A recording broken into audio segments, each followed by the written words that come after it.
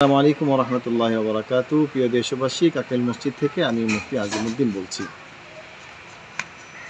আপনারা ইতিমধ্যে অবগত হয়েছেন আগামী 20 ডিসেম্বর 2024 থেকে টঙ্গীর ঐতিহাসিক তুরাগ তীরে নিজামুদ্দিনের অনুসারী মূলধারার তাবলীগের সাথীদের 5 দিনের জোর অর্থাৎ বিশ্ব ইজতেমার প্রস্তুতিমূলক পুরাতন সাথীদের সম্মেলন অনুষ্ঠিত হতে যাচ্ছে।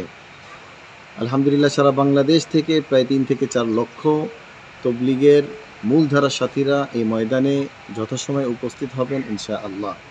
আপনারা এটাও জেনেছেন মাওলানা জুবায়ের সাহেবের অনুসারীগণ কিছুদিন পূর্বে এই ময়দানেই তাদের 5 দিনের জোর করেছে। আমরা লিখিত বক্তব্যের মাধ্যমে তাদের ওই জোরের সাফল্য কামনা করেছি, সাথে সাথে এই বিষয়ে তাদেরকে আহ্বান জানিয়েছি আমাদের জোরের সময় তারা যেন এই ময়দানকে খালি করে দেন।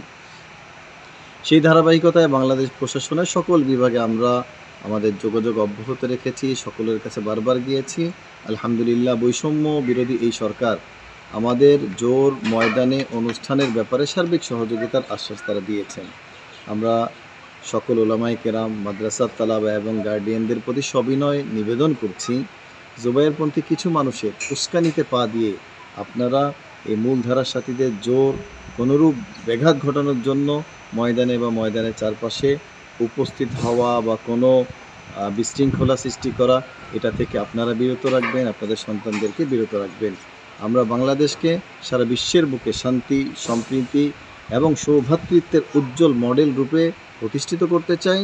আর ইজতেমা হচ্ছে তার জন্য মোক্ষম এক সুযোগ, যে ইজতেমা আমাদের গর্ব, বাংলাদেশের ইতিহাসের অংশ এবং সারা বিশ্বের বুকে বাংলাদেশকে তুলে ধরার এক বড় মাধ্যম।